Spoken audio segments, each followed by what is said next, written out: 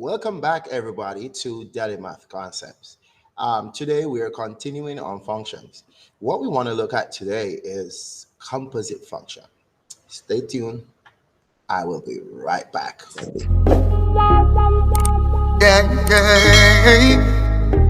All right, welcome back. So we are on our fourth video on functions. What we want to look at today is composite functions. Right? When we're talking about composite function, the idea is that we actually have function within another function. Now let's look on some function notations, ideas. For example, f of g of x. We might see things like h of k of x. So when we see ideas like this, we're looking at combining more than one functions. So we're looking at composite functions. It goes as far as you can imagine, f of h of g of m of n of x, all right? So basically we have functions that are going into functions to take their places. That's just the basic idea. What do we really mean? Consider this function. So let us look on.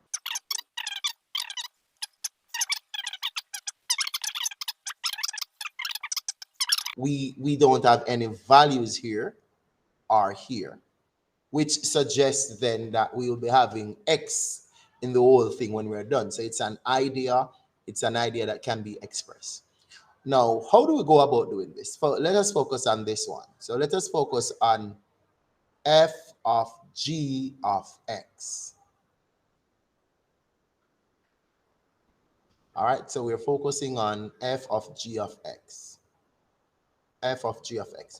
So in this case, what happened is that we will definitely have the g function going in the f function. That is what is going to happen. The g function is going to go inside the f function.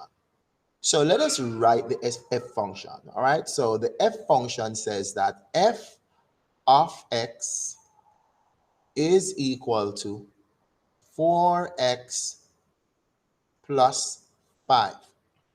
Now, if I'm going to do f of g, then as you could see, the entire g function here, the entire g function is now taking the place of x in the f function. So therefore, what we really have is that this is going to equal to 4 times the g function, and then we add 5. So technically, we're seeing where the g of x is taking the place of x in the f function, as you could see here. Now, remember that the g function has its own meaning for itself. So the g of x is negative 2x minus 1. So here is the g function up here, negative 2x minus 1. So we're going to have 4 times the g function, which is negative 2x minus 1. And we're going to be adding back the 5 right there. All right. So let's continue doing our algebra. So at this stage, your algebraic skills will come into play. What we're going to do is that we want to distribute the 4 to the negative 2x and the 4 to the negative 1. So we're going to deal with some distribution there as we try to resolve this idea, right? So let us go with our distribution. So 4 times negative 2x will give us negative 8x. 4 times negative 1 will give us negative 4. And then there is a plus 5. Let's finalize this. There is no term there for the x term. So we write back the negative 8x. But negative 4 and a positive 5 is a positive 1. What this is saying is that f of g of x is negative 8x plus 1. Let us now, on the other side, look at g of f of x. In this function, we're going to write the g function first. So the g function is is negative 2x minus 1. So what we're going to do here is that the f function is going to take the place of x in the g. So you could see that the last function at the back is the one that you'll be using. So look at g of f of x. So definitely would have negative 2 times x, but this will be replaced by the f of x function minus 1. So basically negative 2 times x, but the f function is taking that place. The f function has its own worth. So the f function is 4x plus 5. So basically 2 times 4x plus 5. And then there is a minus 1. We're going to distribute negative 2 to the 4x, distribute the negative 2 to the 5. So let's see. Negative 2 times 4x will give us negative 8x. Negative 2 times 5 will give us negative 10. And there's a negative 1. When we combine everything, we'll have negative 8x minus 11. And that is g of f of x. All right. Other types of composite functions. Some that will possibly, take a little bit more out of it. Let us say consider, so I intend to find, say, k, h of k of x. So in this, then the k function will take the place of the x in the h. So then what we're going to do is to write the h function first. So here is my h function. H of x is equal to 3x plus 1. Then now, if I'm going to do h of k, then this is going to equal to 3x, but x is now the f function, the k function, right there, plus 1. Now let's simplify. 3 times the k function, but the k function is all of this. So we're talking about having this x plus 1 all over 3. Let me put a little bracket around that. And there is a plus 1, not as a numerator, just a plus 1 beside the idea. This can be simplified.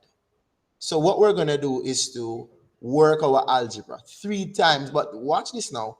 Luckily, we can cancel this 3 here. All right, fine. So what we're left with is x plus 1, and that will give us x plus 2. So that is h of k of x right now, because we were able to cancel the 3 with the 3. So that gave us, a nice little thing, and we're good there. All right. Let's go again. Let's look. G of f of x. Now, in doing so, I'm going to firstly just write out my g function. All right, because the first function has to be written first, and then we're going to insert the last function in it. So we're going to insert the f function, which is all of this, where x is. So let me write what we're about to do. We are about to insert the f function. Hence, we're seeing that the f function comes last. So 4 times x will now be 4 times the f function plus 1. Let's write out the meaning for the f function. The f function is x minus 7 over 5. So this is 4 times the f function, and you can see we're representing the f function, and then we have a plus 1 here. We can simplify this, all right? We will distribute this 4 inside the bracket because it's multiplying. So we'll have a 4x minus 28 all over 5 plus 1. And this one has to be carefully looked at. It's not a part of your numerator system, all right? It's just a plus 1. So when we look at this, though, as you could see, we can't leave this like this. So what we want to do is just to work out our algebra fraction. If you want to put this over 1 just to feel better, that's fine. All right, so I'm just going to use a quick LCM thing, which is 5. 5. So 5 into itself 1 times. So we'll have a 1 that will be multiplying by this. 1 times anything will give back the same thing. So I'll have back my 4x minus 28. 1 into 5 is 5. So 5 is multiplied by 1, and I get a plus 5 there. I'm going further to simplify. We have nothing for the 4x, so we'll write back the 4x there. But the negative 28 and the positive 5 will give a negative 23, and all of this is over 5. My conclusion here is that g of f of x is equal to 4x minus 23 all over 5. All right, so basically that's the basic notion behind dealing with composite functions, writing expressions for composite functions. All right, stay tuned and look out for more videos. Please like, subscribe, and share. Thank you.